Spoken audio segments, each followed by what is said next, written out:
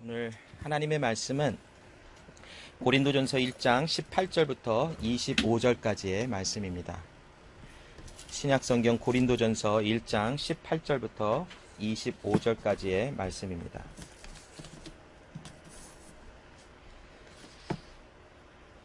고린도전서 1장 18절부터 25절의 말씀을 제가 읽겠습니다. 십자가의 도가 멸망하는 자들에게는 미련한 것이요 구원을 얻은 우리에게는 하나님의 능력이라. 기록된 바 내가 지혜 있는 자들의 지혜를 멸하고 총명한 자들의 총명을 패하리라 하였으니 지혜 있는 자가 어디 있느뇨? 선비가 어디 있느뇨? 이 세대의 변사가 어디 있느뇨? 하나님께서 이 세상의 지혜를 미련케 하신 것이 아니뇨? 하나님의 지혜에 있어서는 이 세상이 자기 지혜로 하나님을 알지 못하는 고로 하나님께서 전도에 미련한 것으로 믿는 자들을 구원하시기를 기뻐하셨도다. 유대인은 표적을 구하고 헬라인은 지혜를 찾으나 우리는 십자가에 못 박힌 그리스도를 전하니 유대인에게는 거리끼는 것이요 이방인에게는 미련한 것이로되 오직 부르심을 입은 자들에게는 유대인이나 헬라인이나 그리스도는 하나님의 능력이요 하나님의 지혜니라. 하나님의 미련한 것이 사람보다 지혜 있고 하나님의 약한 것이 사람보다 강하니라. 아멘. 오늘 이 고린도전서 1장 18절부터 25절의 말씀은 하나님의 지혜, 또 하나님의 말씀, 또 하나님께서 세상을 어떻게 구원하시는지, 또 하나님의 계획과 하나님의 약속하심은 무엇인지, 또 그 모든 것이 하나님의 아들 예수 그리스도가 십자가를 통해서 우리에게 주신 메시지가 그곳에 있음을 오늘 또한 이 말씀을 통해서 전해주시는 하나님의 말씀입니다. 지난주 우리 이준 목사님께서 오셔서 히브리서 5장부터 6장에 걸쳐서 말씀을 전해주실 때 한 가지 하나님께서 마음에 이렇게 주시는 한 가지 감동이 있었는데, 그게 무엇이냐면 사람은 사람의 지혜로 사람이 무엇인가 살아있으면 하나님의 말씀의 지혜와 하나님의 능력이 우리 안에 온전하지 않은 결과이구나라는 것을 볼 수 있어요. 이 무슨 말이냐면, 자, 히브리서 5장 12절부터 14절의 말씀을 보면 이러합니다. 때가 오래므로 너희가 마땅히 선생이 될 터인데 너희가 다시 하나님의 말씀의 초보가 무엇인지 누구에게 가르침을 받아야 할 것이니 젖이나 먹고 단단한 식물을 못 먹을 자가 되었도다. 대저 젖을 먹는 자마다 어린아이니 의의 말씀을 경험하지 못한 자요 단단한 식물은 장성한 자의 것이니 저희는 지각을 사용함으로 연단을 받아 선악을 분별하는 자들이니라 라는 말씀입니다. 자, 여기 히브리서의 그 5장의 말씀에 보면 이 하나님의 말씀을 통해서 하나님의 사람들에게, 그 교회에 있는 하나님의 사람들에게 너희는 초보의 신앙을 가지고 있다. 연약한 사람들이라. 또한 단단한 음식을 먹지 못하는 그 모습 속에 너희는 연약한 음식, 마치 젖을 먹는 어린아이와 같은 그런 신앙의 모습을 갖고 있는 자들이라라는 책망의 말씀이 선포되는 것입니다.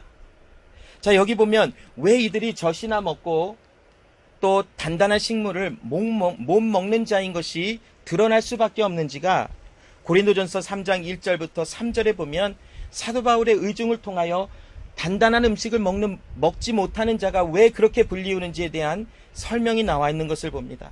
이 고린도전서 3장 1절로 3절에 보면 형제들아 내가 신령한 자들을 대함과 같이 너희에게 말할 수 없어서 육신에 속한 자 곧 그리스도 안에서 어린 아이들을 대함과 같이 하노라.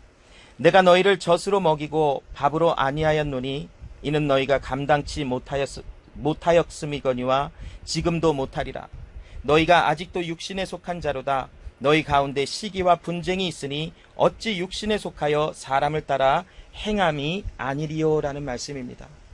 사도 바울이 고린도 교회 성도들에게도 너희가 너희의 모습을 보면 지금 믿음에 성숙함이 있지 아니하고 오히려 어린아이와 같이 단단한 음식을 먹지 못하고 오히려 연약하고 부드러운 음식을 먹는 자니라 라는 책망을 주는 것을 봅니다.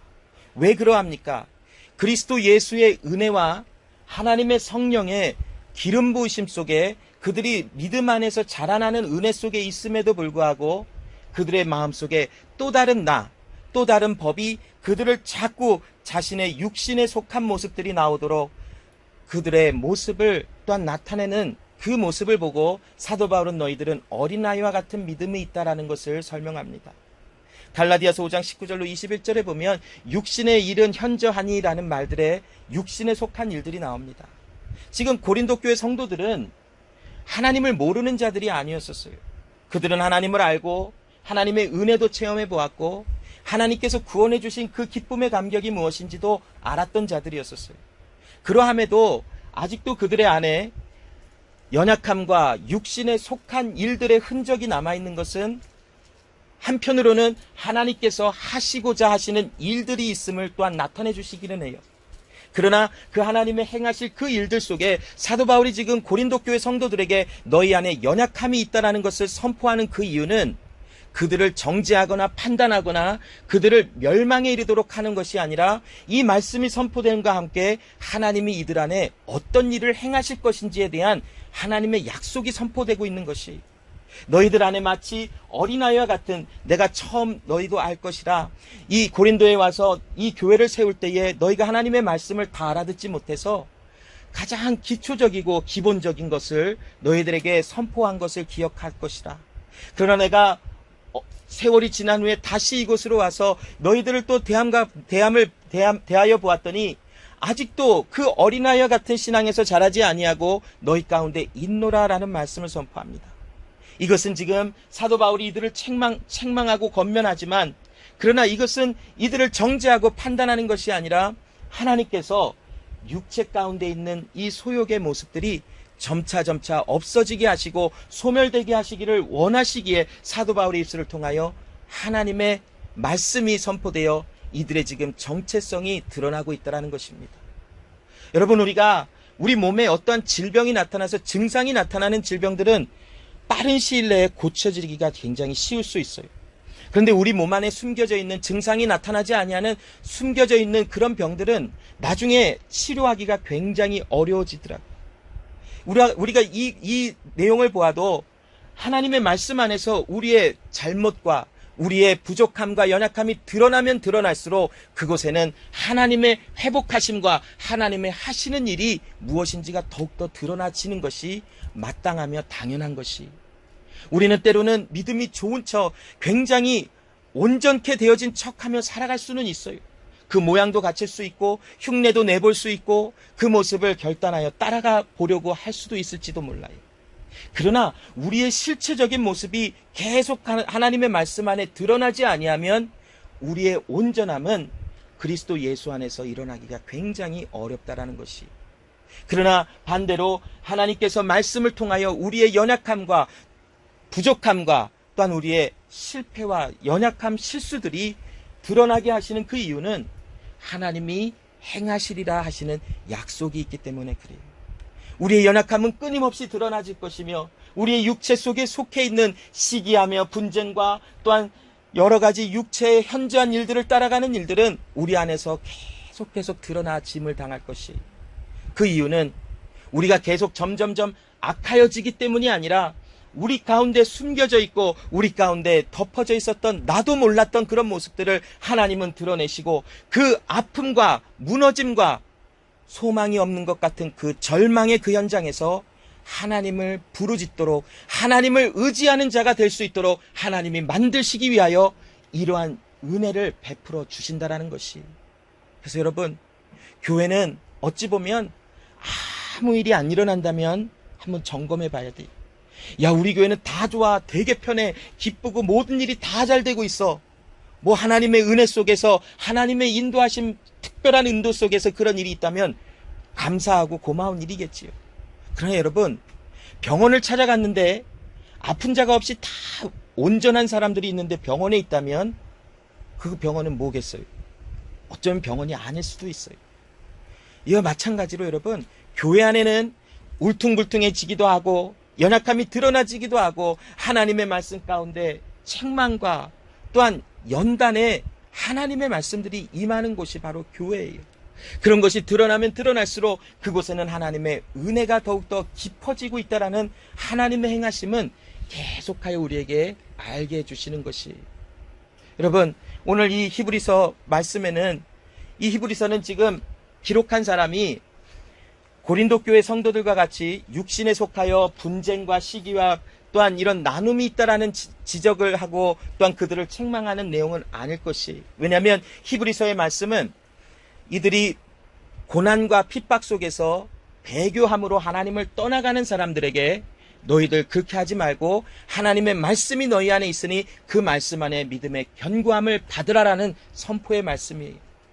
그와 동시에 너희의 마음이 굉장히 여리며 너희가 하나님의 말씀을 단단한 음식을 먹지 못한과 같이 하나님의 깊은 말씀을 깨닫지 못하는 자가 되었다라고 선포하는 것은 마치 고린도 교회 사도 바울이 분열과 나눔과 시기와 분쟁이 나타나는 육체의 소욕을 따라가는 그 사람들을 향하여 하시는 말씀과 같이 너희가 하나님을 의지하지 못하여 너희 가운데 진정한 하나님의 은혜가 없기에 이런 배교와 하나님을 떠나가는 일이 있다 하며 그들을 책망하고 있는 히브리서의 말씀인 것입니다.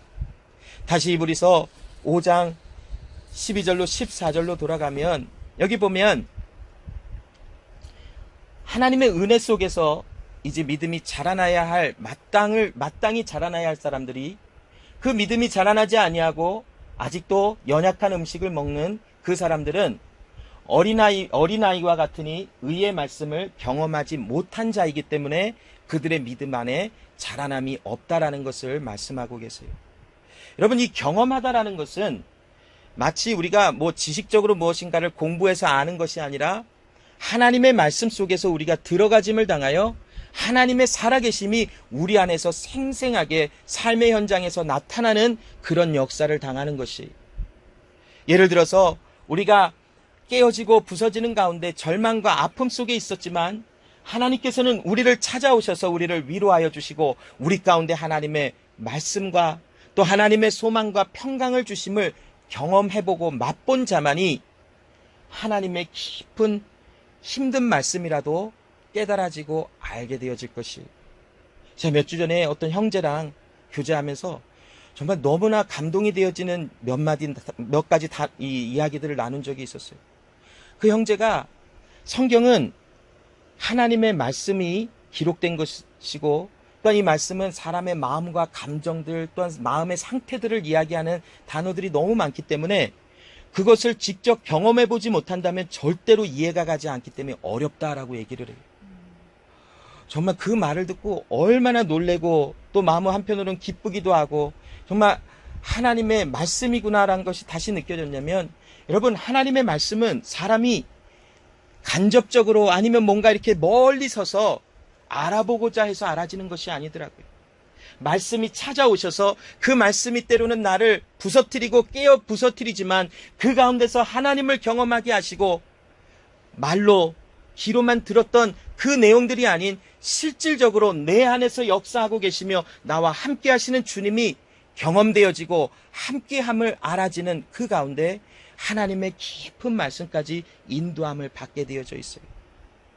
물론 이 모든 것은 하나님의 경륜과 하나님의 때와 하나님의 또한 계획 안에서 이루어지는 것이지만 우리가 그 가운데까지 그 때가 이르기까지 끊임없이 하나님을 경험하는 자리로 하나님은 우리를 인도하여 내어주시는 것이. 그래서 우리는 때로는 고난도 당하고 연단도 당하고 힘듦도 당하고 마음이 무너지는 일도 끊임없이 당할 수밖에 없어요.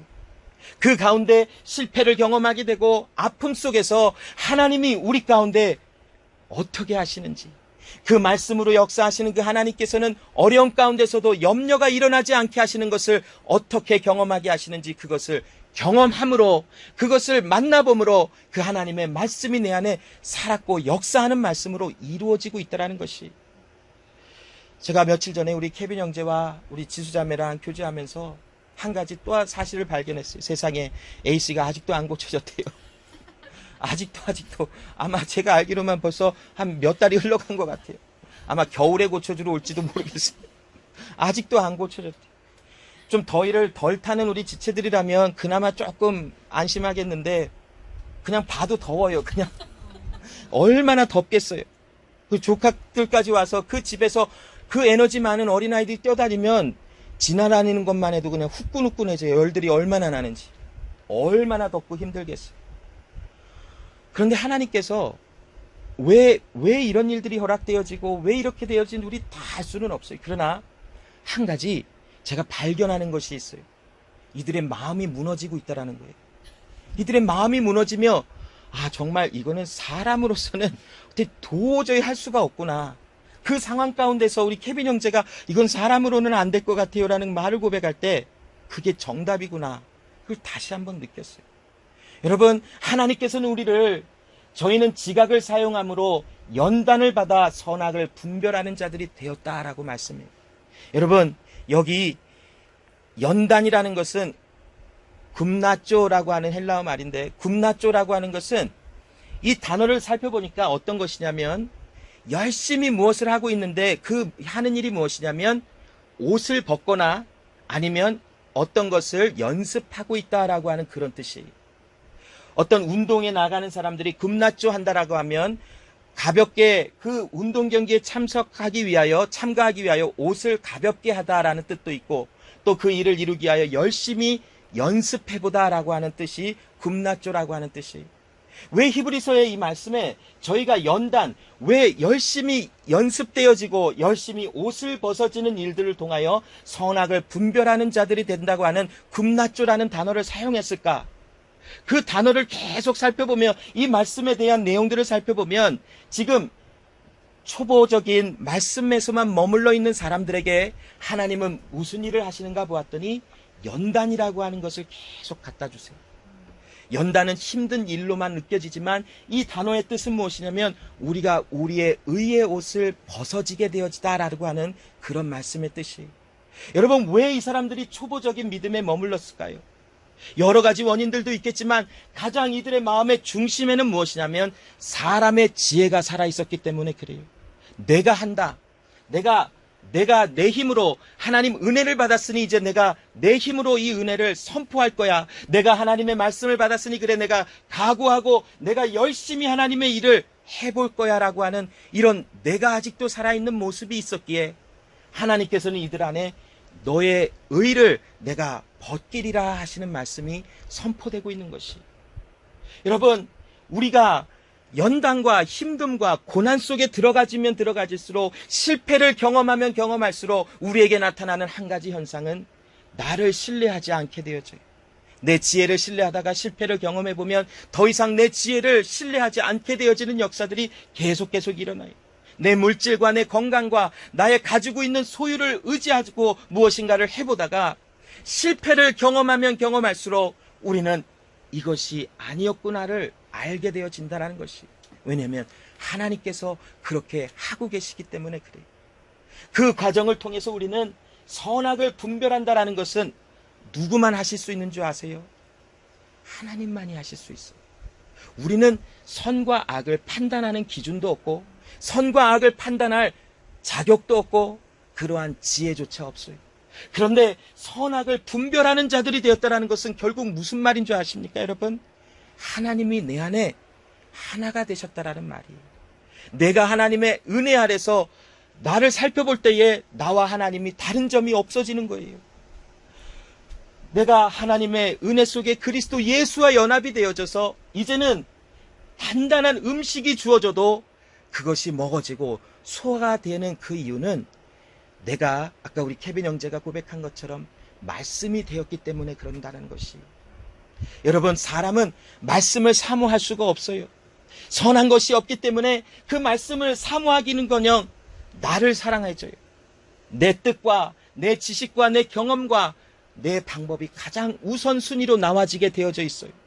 그런데 내 안에서 말씀이 사모하게 되어지고 선과 악이 구별되어지고 단단한 음식이 내 안에서 소화가 되기 시작한다는 것은 그 뜻은 무엇이냐면 이미 그 사람은 그리스도 예수 말씀이신 말씀이 육신이 되어 어둠 가운데 오신 그 예수님 자체가 그 사람 안에 거하고 계시기에 그 말씀이 사모하게 되어지고 그 말씀이 이해가 되기 시작하고 그 말씀이 내 안에 기쁨과 평강으로 임하게 되어져 있다라는 것입니다.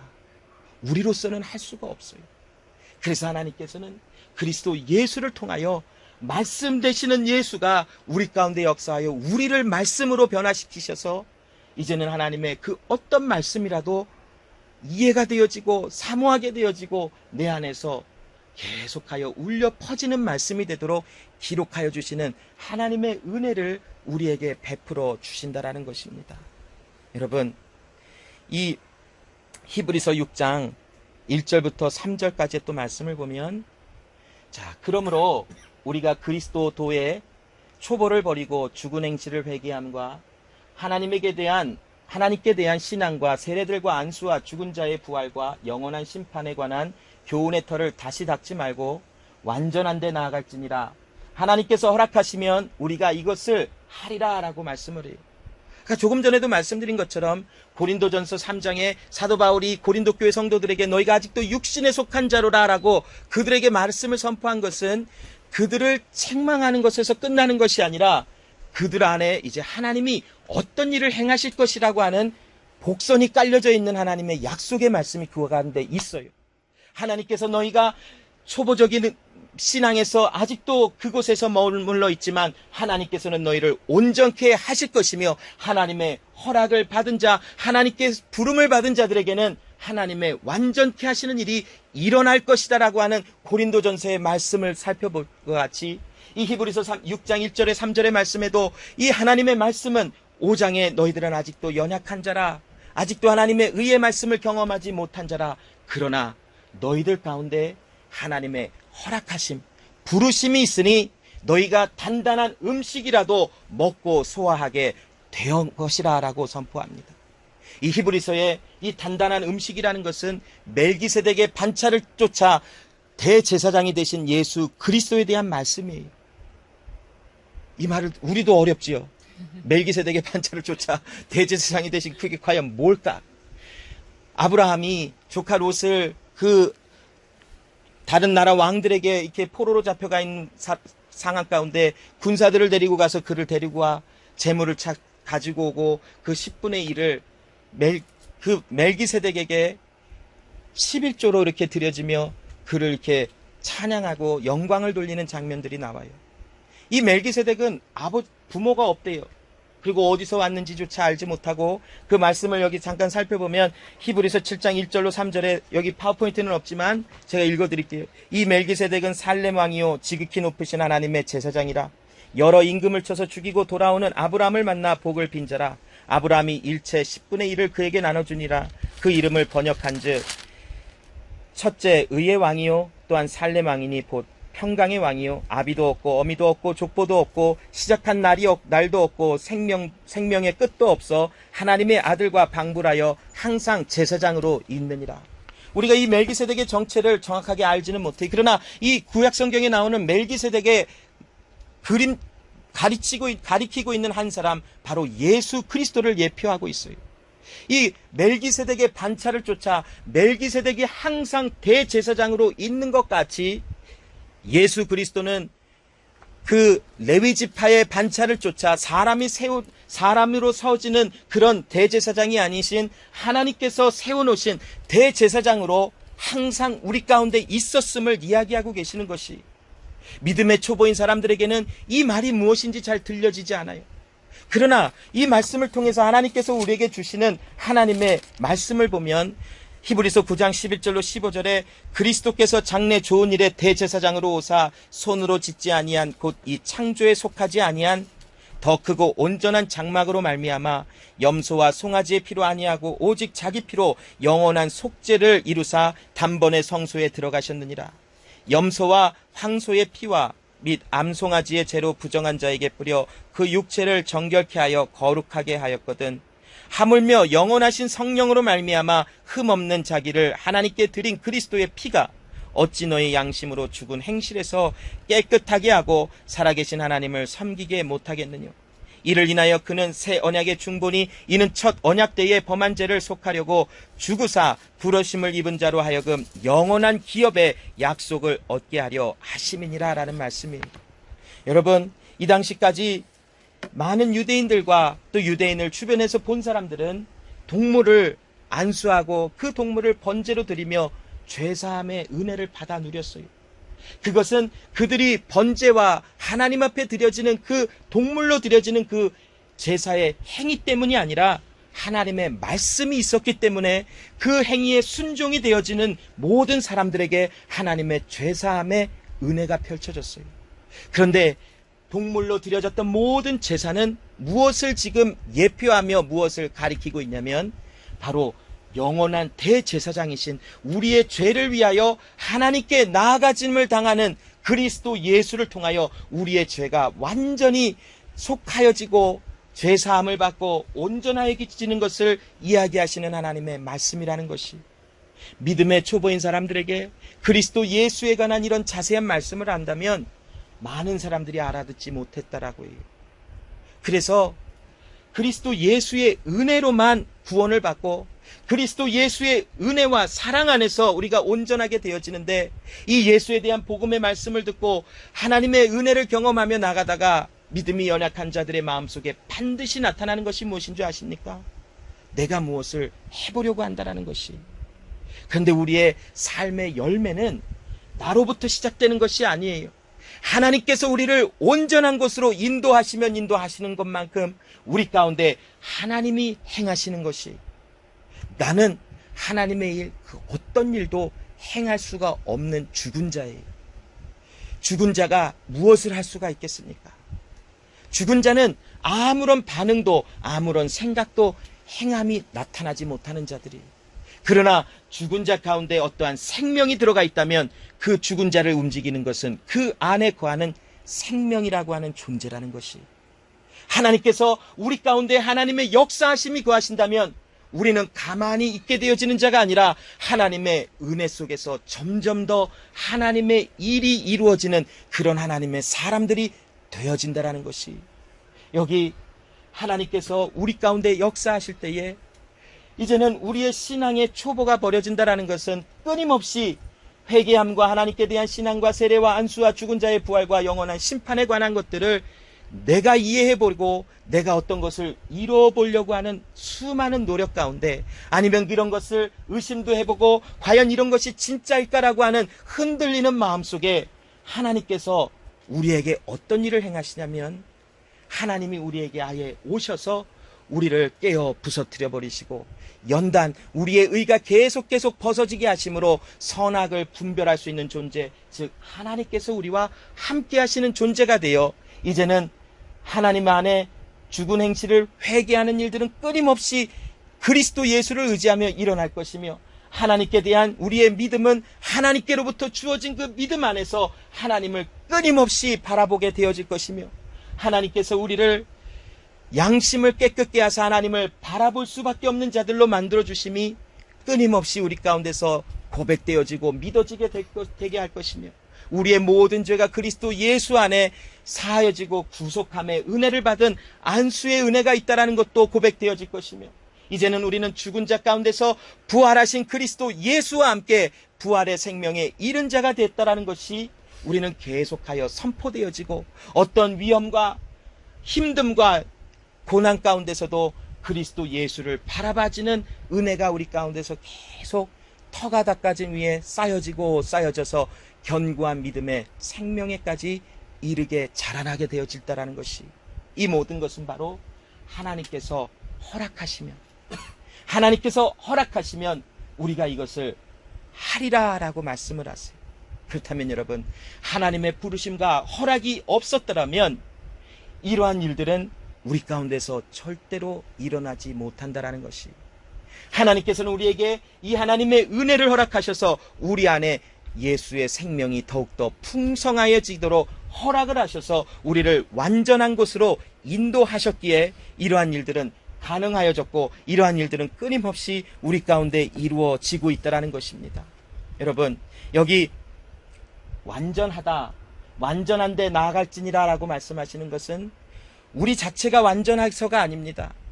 불완전하고 형편없고 정말 완전이라고 하는 단어와는 완전히 정반대에 있는 그런 정체성을 갖고 있는 우리에게 하나님께서 완전하신, 본질 자체가 완전하신 그 하나님께서 우리 안에 허락하셨다라는 것은 완전하신 그 예수가 우리 가운데 임하셔서 우리를 완전한 자로 만들고 계시다라고 하시는 하나님의 뜻이 이 히브리서 6장 1절부터 3절까지에 기록되어 있는 것입니다.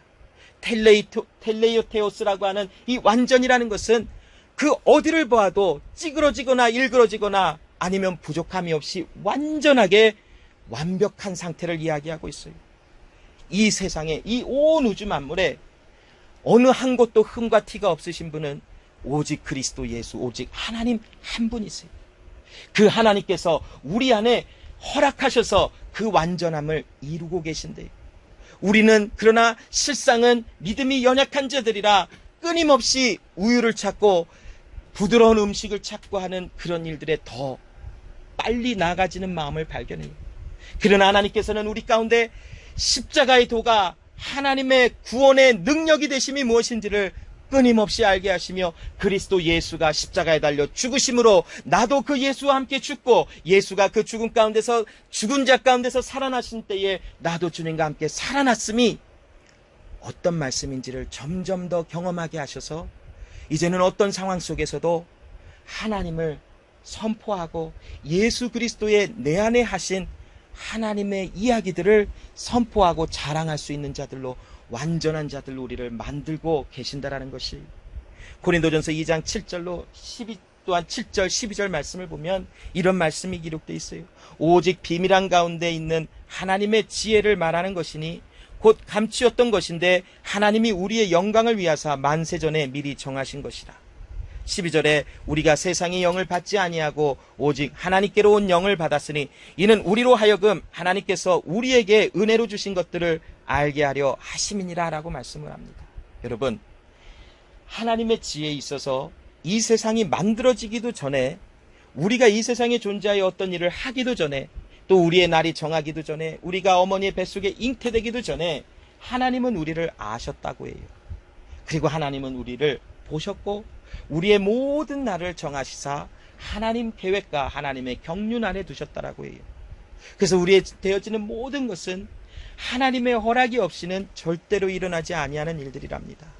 그리고 특별히 고린도전서 2장 7절에 우리에게 주시는 이 구원의 은혜는 하나님께서 우리의 사람의 행위의 결과로 인하여 하나님이 구원을 예비하신 것이 아니라 우리의 모든 것을 아시는 하나님께서 모든 세상이 있기도 전에 하나님은 구원을 예비하시고 디자인하셨다라고 하시는 하나님만이 하실 수 있는 지혜의 말씀이 있다라고 해요. 우리는 시간과 공간에 속해서 살아가기 때문에 이 하나님의 만세전이라고 하는 이 단어들을 몰라요. 혹시 여기 경험해 보신 분이 있다면 아실 수도 있어요. 하나님이 그것을 경험하게 하셨습니다. 그러나 만세전이라고 하는 게 도대체 언제야? 도대체 공룡시대 전이야? 아니면 뭐 이렇게 지구가 생겨나서 만들어지기도 전이야? 우리는 막 상상을 해봐요. 그런데 우리 만세전이라는 것은 우리의 지혜 속에는, 우리의 경험과 생활 속에서는 감히 근접하거나 접해볼 수 없는 것이 하나님만이 계신 거, 하나님만이 영위하시는 거, 하나님만이 소유하신 것이, 그 하나님께서 우리에게 그것을 알게 하시기 위해서 만세전에 시간과 공간 저 밖에서부터 하나님은 이 세상을 디자인하시고 만드실 때에 그리스도 예수를 통하여 우리에게 구원의 역사, 예수와 함께 죽고 예수와 함께 생명으로 이르게 되어지는 은혜가 있음을 계획하셨다라는 것이, 가끔 하나님의 복음의 말씀을 선포하다 보면 깊숙하게 가다 보면 어떤 분은 계속 구덩이에 빠지시는 분이 있어요. 혼자 스스로 계속 삽으로 계속 파면서 혼자 파고 들어가요. 그래서 결국 어떤 질문이 나오냐면 왜 예수님이 왜 죽었냐고 나와요. 다른 방법이 있지 않았습니까? 하나님이 전능하시면 예수님이 꼭 죽지 않아도 다른 방법으로 우리를 구원하실 수 있지 않았을까요? 이분이 계속 감추고 있었어요, 이 질문들을. 그러다가 계속 대화가 나가고 뭐 하다가 제가 몇 가지 질문하니까 좀 화가 나시거나 아니면 뭔가 답답하니까 에라 모르겠다 그러고 자신의 마음속 깊게 있었던 질문이 훅 튀어나왔어요. 하나님이 꼭 왜 예수 그리스도를 죽이셔야 했냐고, 다른 방법이 없었냐고. 그런데 신명기 어떤 말씀을 보니까 참 기억나는 것은 하나님의 계획과 하시는 일은 흠과 티가 없이 완벽하대요. 우리는 예수님이 죽으셔야만 했던 그 모든 이유를 정말 더 정확하게 우리는 어쩌면 알지 못할 것이, 하나님께서 죄 지은 자들에게는 사망과 심판이 있다 하셨고 죄의 싹은 사망이라 하셨기에 우리가 죽을 수 없기 때문에 예수님이 우리를 대신하여 죽으셨다까지는 우리는 알아요. 그런데 왜 굳이 그러면 하나님이 예수 그리스도를 죽이셔야 했을까? 우리는 더 깊은 내용들을 아마 다 알지 못할지도 몰라요. 그러나 우리가 신뢰하시는 하나님이 하신 그 일은 완벽하며 흠과 티가 없으며 그 길만이 오직 한 길이요, 그 길만이 생명의 길이요, 그 길만이 우리에게 진리가 되시기 때문에 예수가 십자가에서 달려 죽게 하신 하나님의 일이 일어난 것이라는 것이. 그런데 여러분, 우리는 우리가 스스로 그 십자가 위에 올라가려고, 우리가 천국에 들어가 보려고, 우리가 하나님의 의를 이루어 보려고 사람의 지혜를 얼마나 붙잡고 있나요? 하나님의 일은 이렇게 할 것이야, 하나님의 일은 이렇게 해서 이런 프로그램으로 한번 진행을 해보고, 물론 체계적이고 조직적이고 여러 가지 일들이, 계획들이 필요합니다. 그러나 이 모든 것은 하나님의 말씀이 선포되기 위한 하나님의 은혜 가운데 이루어지는 것이라면 굉장히 훌륭하고 아름답고 하나님의 영광이 드러날 일이지만, 내가 무엇인가 해보기 위하여 살아서 무엇인가를 해본다면 마치 우리는 초보적인 신앙의 모습을 가지고 아직도 육체에 현저한 일들을 자랑하며 살아가는 그런 모습에 안주하고 있는 사람일지도 모른다라는 것이. 그러나 하나님께서는 우리 안에 행하시는 일을 주셨는데 무엇이냐면, 고린도전서 2장 12절에 세상의 영을 받지 아니하고 오직 하나님께로부터 온 영을 받아서 우리의 마음으로 헤아려 알 수 없고 귀로 눈으로 보고 듣고 할 수 없는 하나님의 깊으신 뜻을 우리 가운데 두게 하사 우리를 완전한 자로 지금 인도하고 계시는 하나님이신 것을 이 고린도전서 2장 12절로 사도 바울은 고린도 교회에 선포하고 있다라는 것입니다. 여러분, 이 모든 것을 하나님은 우리를 은혜로 알게 해주셨어요. 예수와 함께 죽는 게 무엇인지, 예수와 함께 다시 살아나는 것이 무엇인지, 예수님께서 죽은 자 가운데서 살아나시는 것이 무엇인지, 하나님께서 우리를 예정하여 부르신 것이 무엇인지, 하나님께서 우리를 부르셨다면 우리를 온전케 하시며 거룩하게 하시며 영화롭게 하시는 것이 또한 무엇인지 사람의 지혜로는 헤아려 알지 못해, 경험하지 못했기 때문에, 그리고 그 말씀은 우리 밖에 있기 때문에. 그러나 그 말씀이 우리 가운데로 들어오시면 나를 부르심이 무엇인지, 나를 구원하심이 무엇인지, 내 안에서 어떤 일을 행하시는 것인지 이것이 경험되어지고 알게 되어진다라는 것이. 사람의 성향은 굉장히 독특해요. 사람은 확인할 수 있고 눈으로 보여지는 것을 확실하다라고 그래요. 왜냐면 확실하게 눈으로 봤잖아요. 그러나 여러분, 하나님의 세계는 우리가 눈으로 봐서 확실하다고 하는 표적을 따라가는 것이 아니라 내 안에 생명으로 오셔서 나를 연단하시며 나에게 선악을 구별하게 하시는 하나님이 함께 하시는 그때가 바로 하나님이 이루어지는 영광의 자리로 나아가는 것이. 사람의 눈은 계속하여 확인해 보려고 해요. 뭐가 이루어지지 않고 있으면 이것은 아니라라고 하고, 무엇인가 진행되고 있으면 이것은 확실하다고 그래요. 그러나 하나님의 지혜와 하나님의 세계에서는 굉장히 다른 모습들을 나타내줘요. 아닌 것 같은데 되어지고 맞는 것 같은데 아님이 드러나는 것이 하나님의 세계와 우리의 사람의 지혜의 부딪힘이 아닙니까?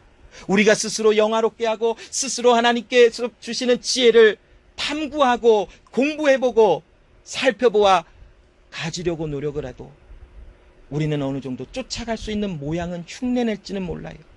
그러나 그 사람 안에 하나님의 완전하게 이루심은 절대로 일어나지 않는다라는 것입니다. 하나님은 영을 우리에게 주사 이 모든 하나님의 말씀을 깨닫게 하시고 경험하게 하시고 말씀이 주어진 자에게 그 말씀이 계속하여 살아 역사하는 은혜를 베풀고 계시다라는 것이. 그래서 제가 가끔 이게 나가서 복음 전하고 전화로 또 만나서 이야기할 때마다 어떤 분이랑 얘기하다가 굉장히 가슴이 답답해요. 저는 원래 말을 잘 못하잖아요. 그래서 항상 기도해요. 하나님, 말에 지혜도 주시고 때로는 말을 좀 빨리도 하게 해주시고 말 좀 안 더듬게 해주시고 항상 기도하고 가요. 왜냐면 항상 더듬어요. 그 바보인 줄 알 거예요, 사람들이. 뭐 이런 바보가 다 나왔어. 그래서 항상 기도해요. 하나님, 말 절대로 더듬지 않고 생각나는 대로 이렇게 말하게 해주세요. 근데 아직도 안 돼요. 그런데 여러분, 하다가 보면 이게 제 말이 답답해서가 아니라 이게 말씀이 아직 그분에게 온전히 임하지 아니한 그 영역에서는 아무리 설명을 해드려도 이해를 못하시는 분들이 있어요. 그럼 저는 그냥 가만히 있어요. 그냥 기도하고, 하나님, 나는 못해요. 그리고 그냥 인사하고 이제 와요. 그리고 끝나는 게 아니라 저는 계속 기도해요. 하나님, 왜 나를 이야기하게 하셨는지 저는 알아요. 왜냐면 기도하라고 하니까. 하나님, 기도하겠습니다. 하나님이 행하십시오. 하며 기도하다가, 그런데 어느 정도 시간이 지나고 다시 만나면 그분을 만나니까 얼굴이 완전히 몰골이 어떻게 되죠? 어떻게 표현하죠? 아무튼 이게 옥 되고 되게 이렇게 험한 일을 당한 얼굴이 있어요. 왜 그러셨냐니까 뭔가 힘들었대요. 그런데 그 마음이 하나님의 연합함을 경험하고 있는 마음이 알아지더라고요. 그래서 얼마나 기쁘던지, 그분이 고통당하게 기쁜 게 아니라 고통과 아픔을 통하여 하나님을 볼 수 있는 은혜가 주어졌다는 게 얼마나 기쁘고 얼마나 소망이 되고 마음에 은혜가 충만하든지 그게 다 같이 영광을 돌려주더라는 것이. 여러분, 하나님의 영은 우리로 하여금 그런 일들을 행하고 계세요. 오늘 본문 18절에 십자가의 도가 멸망하는 자들에게는 미련한 것이요 구원을 얻은 우리에게는 하나님의 능력이라 그래요. 여러분, 왜 멸망하는 자들, 하나님의 구원이 임하지 않은 자들에게는 십자가의 그 이야기가 얼마나 미련하게 들리냐면, 오늘 본문 22절 23절에 보면 이런 말씀이 있어요. 유대인들은 표적을 구하고 헬라인은 지혜를 찾으나 라고 하는 말씀이 나와요. 왜냐면 예수님이 죽은 것이 이해가 되지 않는 거예요. 저 사람이 죽은 것이 왜 내 죄가 사하여졌다라는 것인가.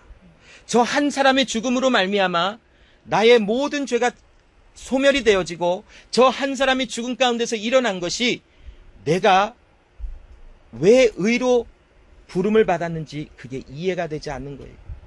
그리고 유대인들은 무엇을 찾았어요? 이들이 생각하고 있는 메시아는 자신의 나라를 견고하게 하고 모든 흩어져 있는 자기의 동족 민족들을 예루살렘으로 모아 이 견고한 성을 만드는 것이 메시아라고 하는 이 생각을, 자기의 지혜를 갖고 있었잖아요.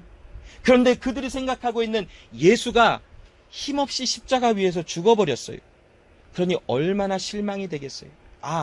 저 사람에게서는 우리가 알고 있는 메시아의 표적이 없어.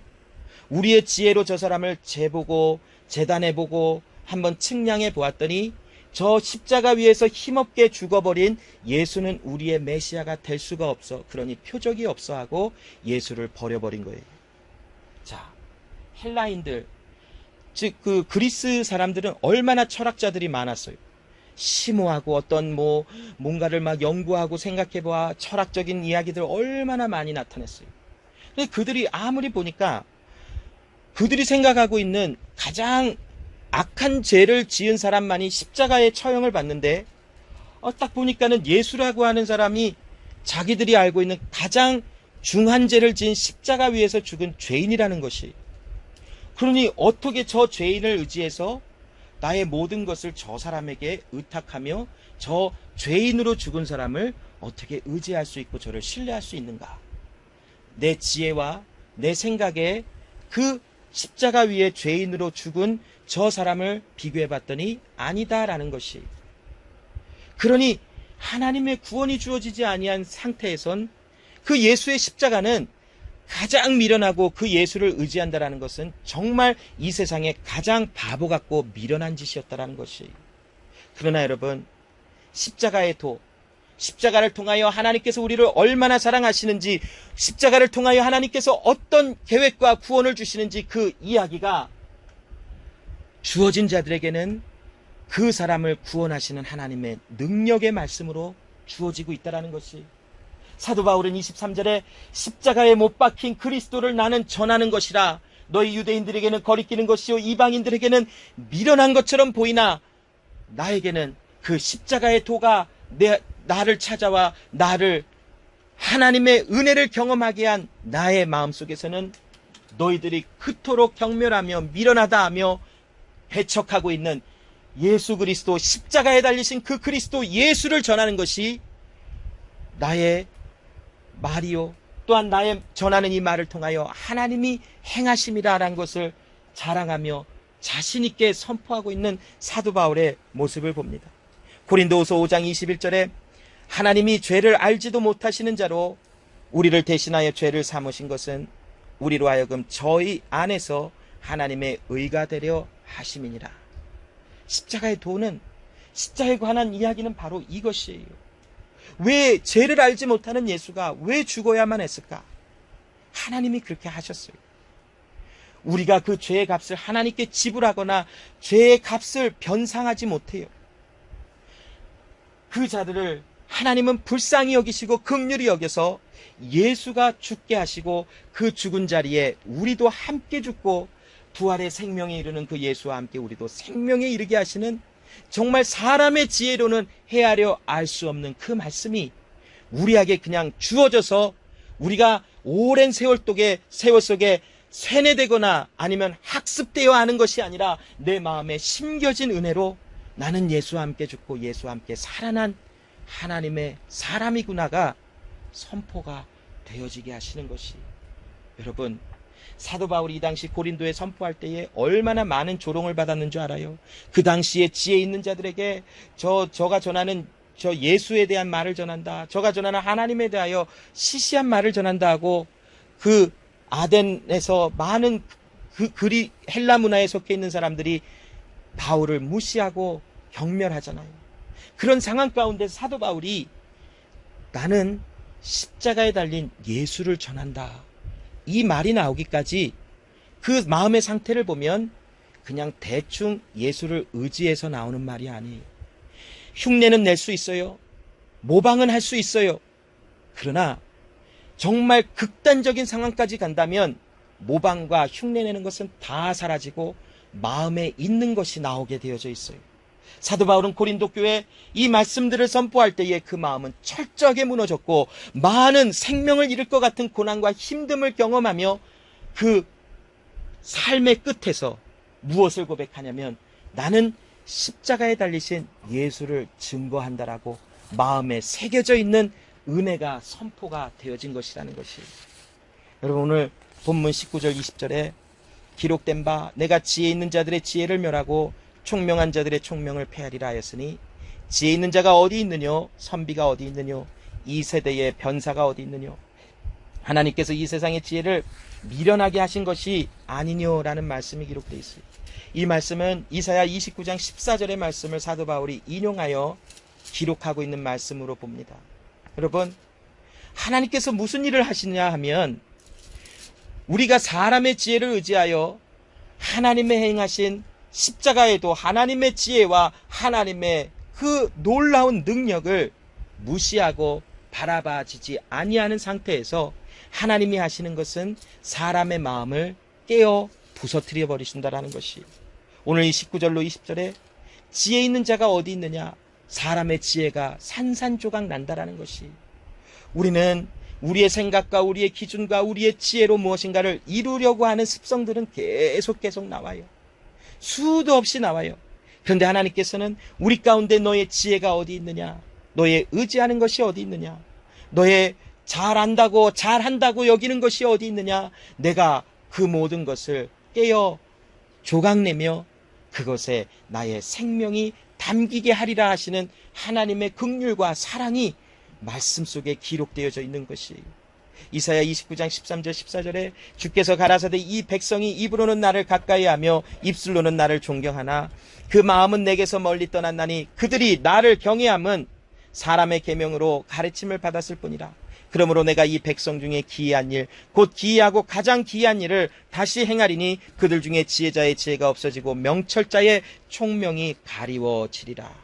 여러분, 사람의 지혜는 우리에게 무엇을 가르쳐 주냐면 하나님을 마음을 다하고 성품을 다하고 온 힘을 다하여 사랑하지 않게 하는 것을 가르쳐 주더라고요. 흉내를 내요. 하나님을 잘 섬기는 척하게 해지고 나를 자꾸 가려요. 나의 지혜는 나를 자꾸 가려서 나의 약함이 안 드러나게 해요. 그게 사람의 지혜예요. 체면을 차려야 되고 또 나의 어떤 지위를 지키기 위해서, 보존하기 위해서 나의 연약함은 드러나지 않아야 되고, 또 여러 가지 일들을 통해서 행할 때에 나는 고상하고 고귀해야 된다. 이런 마음들이 얼마나 많을까요? 그러나 하나님은 하나님의 지혜를 주셔서 우리에게 하시는 것이 뭔지 알아요? 나의 약함이 드러나게 해서요. 여러분, 누구에게 가서 나 이것도 못하고 저것도 못한다. 세상의 눈으로는 그 바보로 알아요. 그리고 그 말을 하고 싶지 않아요, 사람들은. 그러나 사도 바울은 나의 약함을 자랑한다 하는 것은 무엇이냐면, 그 가운데 하나님이 계시기 때문에 그 약함이 드러난 가운데 하나님의 강하심이 거하는 이기는 자가 되게 하시는 하나님의 말씀이 있기 때문에 그가 자기의 약함을 자랑하고 그렇게 돌아다닌 것이. 여러분, 우리의 지혜는 우리를 위대하다라고 가르쳐줘요. 우리의 지혜는 하나님과 견주어 별 다름이 없다라고, 하나님의 선악을 분별할 수 있는 자라고 우리에게 가르쳐줘요. 그러나 그런 일들을 계속하다 보면 마음으로는 하나님을 떠나 있으나 삶의 모양으로 하나님을 섬기는 척하면서 위선자의 삶을 살아가지는 모습들의 결과만 남아요. 그러나 하나님께서 그 사람들, 우리들에게 무엇을 하십니까? 지혜를 패하시고 총명을 패하시고 많이 아는 것을 깨어 부서뜨리사 오직 하나님만을 의지하는 자가 되게 하시고, 그 하나님을 의지하는 그 사람들에게 하나님의 구원의 은혜가 무엇인지를 밝히 알게 하시는 것이.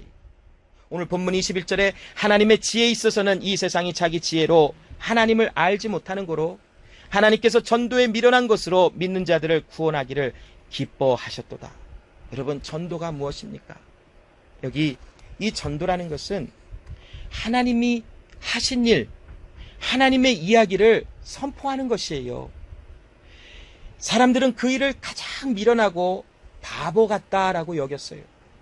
그런데 여러분, 왜 이 성경에도 고린도전서에 사도 바울이 전도에 미련한 것이라 라고 선포한 줄 알아요? 사람들은 전도하는 것이 굉장히 바보스럽고 미련한 것 같지만 하나님의 지혜가 있는 게 뭐냐면, 전도라는 것은 지금 어떤 일이냐면 하나님이 내 안에서 행하신 그 일도 허락되어진 자들에게는 또 일어날 것이다 라고 하시는 하나님의 말씀이 선포되는 것이. 그러므로 여러분, 내 안에 일어나게 하신 하나님의 의, 하나님의 구원의 계획, 하나님의 행하시는 일들은 내 안에서 이루어진 것이 선포가 되어지고 자랑되어지고 증거가 되어지게 되어져 있어요. 나를 온전하게 하신 그 하나님의 놀라우신 사랑과 은혜는 나를 통하여 끊임없이 증거가 될 것이며 나를 통하여 끊임없이 자랑되어져 하나님의 말씀이 주어진 자들에게 귓가에 들려지며 믿음이 주어지는 그 사람들에게 구원의 은혜가 일어나는 엄청난 비밀이 하나님의 능력으로 나타나게 되어져 있다라는 것이에요. 자, 고린도전서 1장 17절에 그리스도께서 나를 보내심은 세례를 주게 하려 하심이 아니요 오직 복음을 전케 하려 하심이니 말의 지혜로 하지 아니함은 그리스도의 십자가가 헛되지 않게 하려 함이니라 라고 말씀을 해요. 여러분, 사도 바울이 고린도 교회에 가서 때로 어떤 몇 명에게는 세례를 주고 그 교회를 처음 세우고 이제 떠나가 아볼로가 그곳에 와서 말씀을 가르치고 하는 일들이 나타나요. 거기에 사람들은 자기의 지혜로 자기가 선호하는 사역자들의 말씀을 따라가며 이것이 맞다라고 판단을 하며 당을 짓고 분열하는 일들이 일어났어요. 사람의 지혜지요. 하나님의 말씀은 무엇인가요? 연합시켜요. 하나가 되게 하세요. 다른 사람이 전에 또 하나가 되게 하시고 하나님의 말씀이라면 연합이 이루어지는 당연함이 나와요. 그런데 이 사람들의 결과는 사람의 지혜가 지금 앞서고 있는 연약함이 있다라는 것이. 그래서 사도 바울은 그들에게 철저하게 무엇을 하고 말하냐면, 나는 세례를 주고 아니면 다른 어떤 나타나는 일, 어떠한 사역이나 어떠한 일들이 중요해서 그것을 가장 앞세우는 나의 지혜로 행한 것이 아니라 하나님께서 나에게 무엇을 원하시는지, 그것은 바로 무슨 일을 하더라도 때를 얻든지 못 얻든지 복음이 전파되게 하시는 하나님의 일이 이루어지게 하시는 하나님의 일을 나는 행하길 원하노라 라고 선포한 것이. 여러분, 우리를 온전케 하시는 하나님의 십자가의 도가 우리 가운데 있어 우리를 구원하시는 하나님의 은혜가 있으면 그 은혜를 받은 우리에게는 전도가 일어나게 되어져 있어요. 왜냐하면 하나님이 내 안에 하신 일들이 있기 때문에 그래요. 내가 받은 은혜, 내가 경험한 하나님의 사랑, 평강이 나를 통하여 자랑되어져 있는 것은 당연한 것이. 그래서 우리가 이투스 제자교회에서 선교를 가고 전도하러 나가고 또한 많은 사역과 이런 일들을 해도 그 중심에는 모든 것이 바로 복음을 증거하기 위한 하나님의 이루심이 있어야 된다는 것이, 사도 바울은 그 일을 철저히 이루어가면서 하나님이 허락하신 그 일들을 순종하게 되어지는 은혜 속에서 복음만을 전하는 사명을 감당했어요.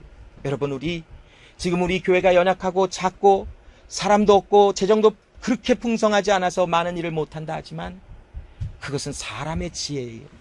하나님의 지혜는 지금 우리에게, 하나님의 십자가의 돈을 우리에게 무엇을 말씀하고 있는 줄 알아요?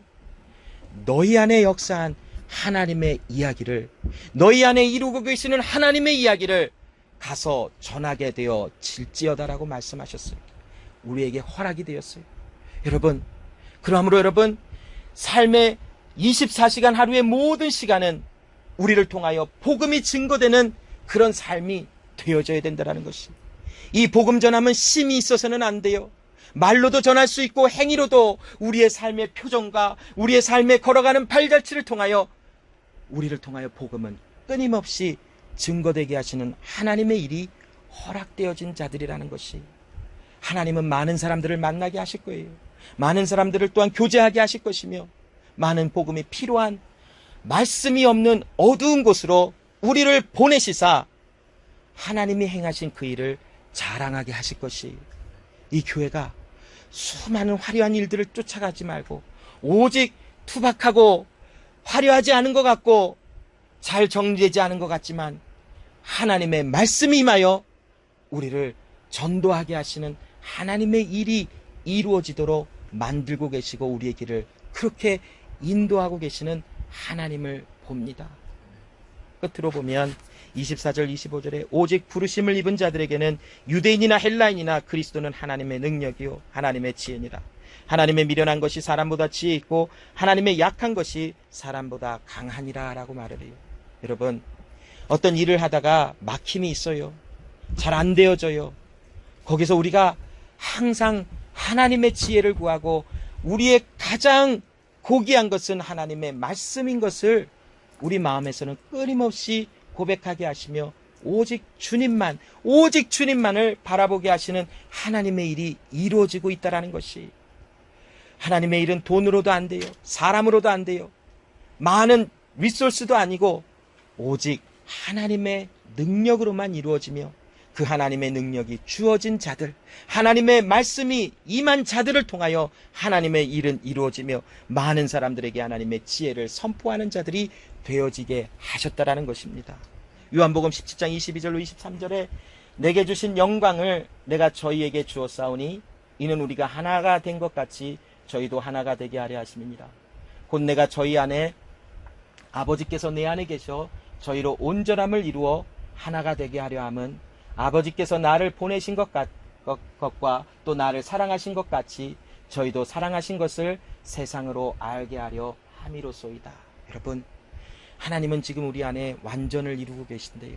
그 완전은 복음을 증거하게 되어지고 하나님을 마음껏 자랑하게 되어지고 하나님께 전부가 드려지고 하나님의 말씀에 전적으로 순종이 되어지고 그 하나님만 생각하며 하나님만 바라봐지는, 하나님과 전혀 다름이 없는 그런 삶이 사라지는 삶이에요.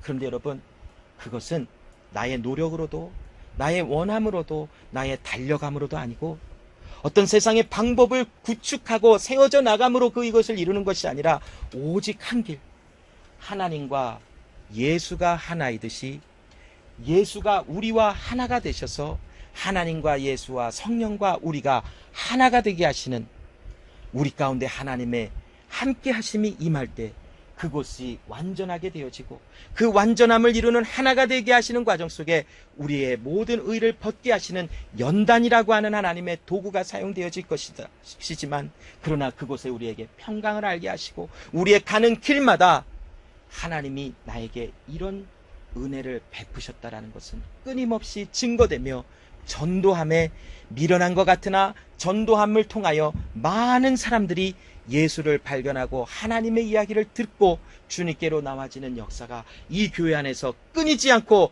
행하여지며 나타날 것입니다.